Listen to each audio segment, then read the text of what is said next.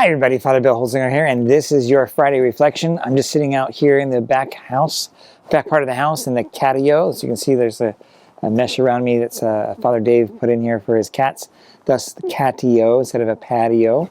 And it's actually pretty helpful because it's no more like a doggy-o now to me because of Snickers. But I just want to get you caught up on some things that have been going on. I mentioned a few weeks ago, actually a few months ago, that we will be needing to do some work on the house here where I live. There was a dry rot underneath one of the areas in front of the shower from the main bathroom.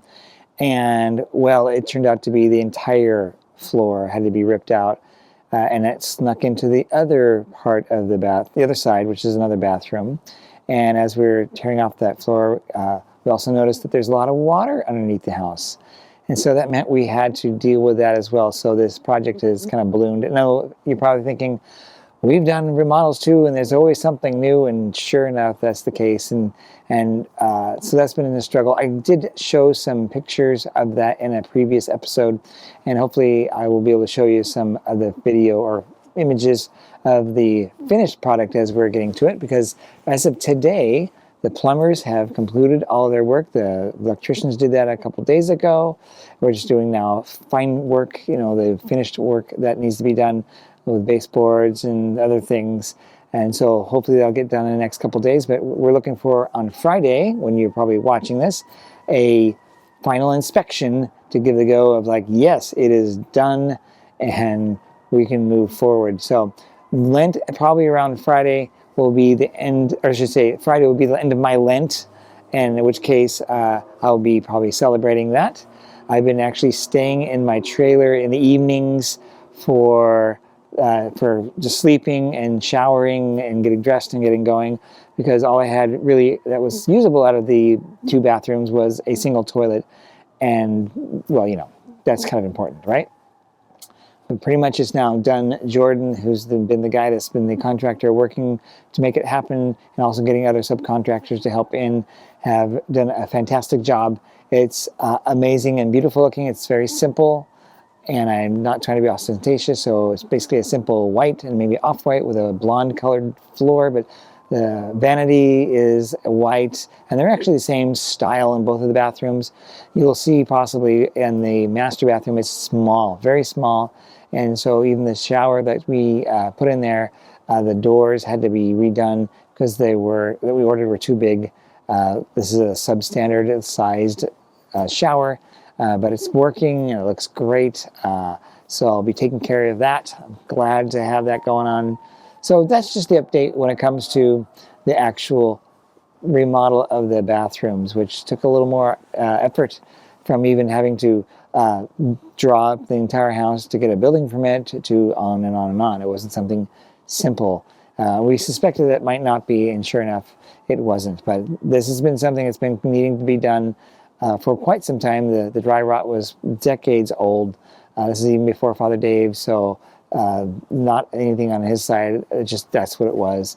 We just finally decided to kind of get to it. So there you are.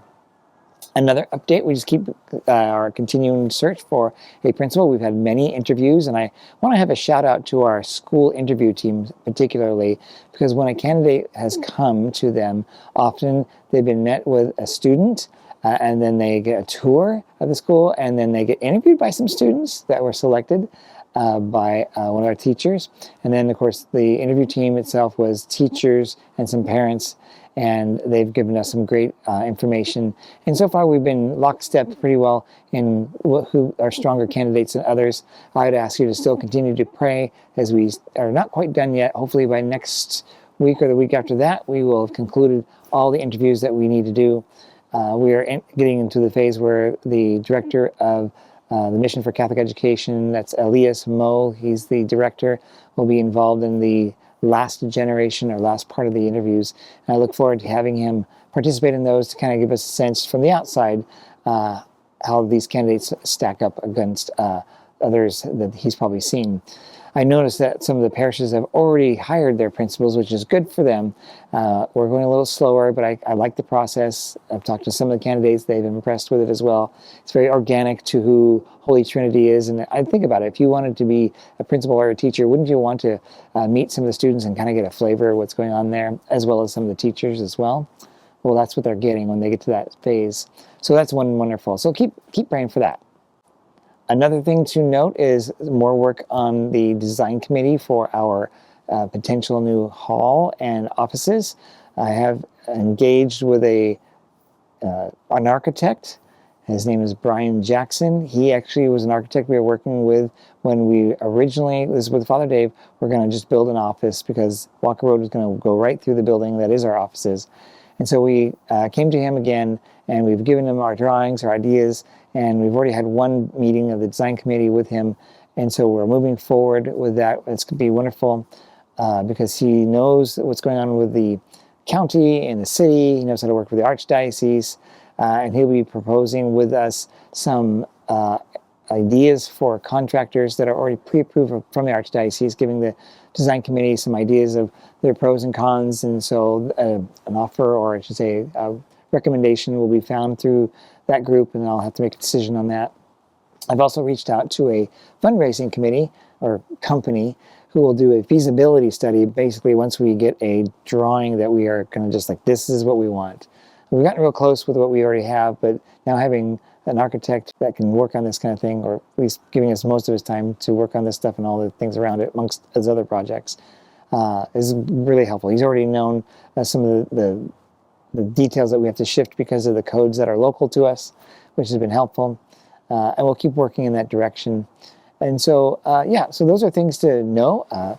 We'll be looking towards what's next, and that will be just getting that building kind of more codified as to what it's going to look like, because we've done a lot of work already, and let's let him kind of chew through that and refine what it might look like, so that we can then, when we do a feasibility study, offer that to parishioners that will be interviewed through that study, saying basically, so here is a project, this is an estimation of what it might cost, what might you be willing to give to that project? And that's part of the feasibility study. No actual commitments are made in that regard, but that will inform that company then what is possible to build. And from that, we'll get a sense of, are we doing fine? Have we right-sized it? Or maybe we need to value build some other things, make it a little bit smaller, or whatever it might be.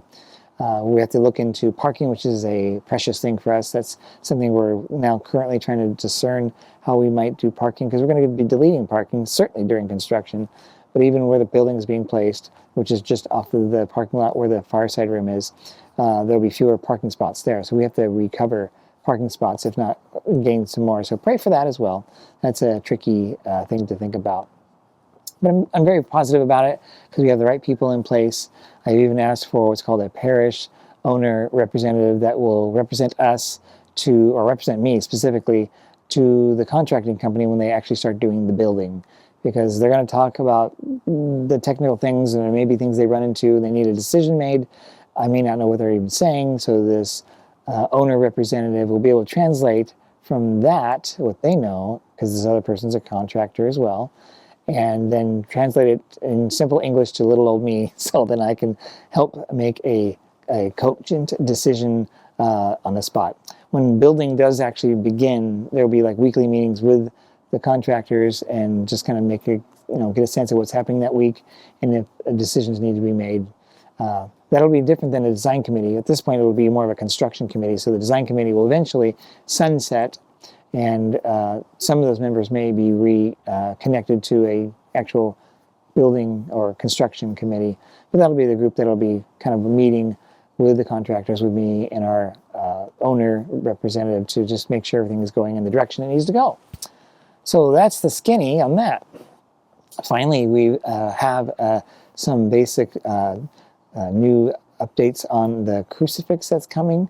It looks like, I'm going to guess, it'll be in fall or late fall for us.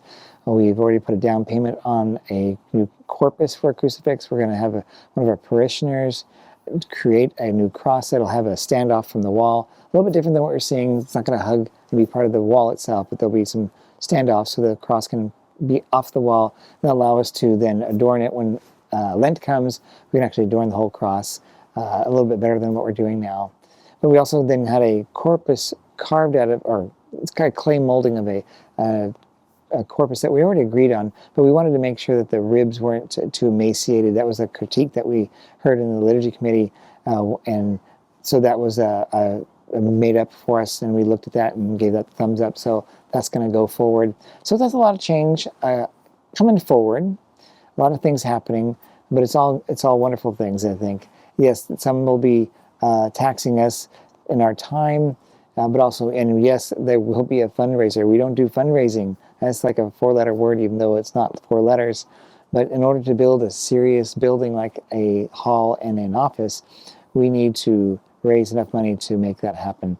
And so keep that in your prayers. We already have a fund that has already been created, a separate bank account now that if you want to donate to the building project, which we've had people want to do that without seeing it, we've already have some money in that bank account specifically and restricted for the building project. But we'll do in earnest an actual capital campaign. And it's likely going to be in this fiscal year. So when we get to July 1, that begins the fiscal year through June of next year. So in that space time, we'll be doing some kind of capital campaign, and I'll give you more information. There'll be a lot of opportunities for people to get involved in that. The campaign companies, they basically train us up so that we can talk to our own parishioners and help each other discern what it is that someone can give, and just ask them, what can you give to the project, and go from there. Friends, that's a lot of updates for you. I just ask you to send it all to prayer. I'm very positive about it all. There's going to be crosses and difficulties going forward. I ask you to pray for me, because those are going to be decisions of things that are not anticipated that we'll have to deal with. But that's just part of the process of building and change and all that kind of stuff. So I look forward to seeing you this weekend. It is the Archbishop's Catholic Appeal weekend. So while the priest, Father Dominic, and I will be saying the Masses, he will be giving the homily. It'll be a very short one. Following the homily, I will be giving the appeal for the Archbishop's Catholic Appeal. I'd invite you, if you already have your envelopes that they were sent to you, you can bring them to Mass or just fill them all out and mail them already. Otherwise, we'll in Mass after the homily, we'll then have an opportunity to then fill out envelopes for pledges. I'll kind of guide you basically through that, give you time to fill it out. We'll collect those with the regular collection. We'll be skipping over the creed and going to the prayers of the faithful, doing then the collection, putting all the envelopes, the pledges, with the pencil separate out, but with then your regular giving to the parish. And from there, they'll get separated out, and we'll send that off to the Archdiocese for their side of that whole thing. So I look forward to seeing you this weekend. Deacon Brett will not be here this weekend. He's still on vacation. He'll be coming back on Monday. May God bless you all, and I'll see you this weekend. Bye-bye.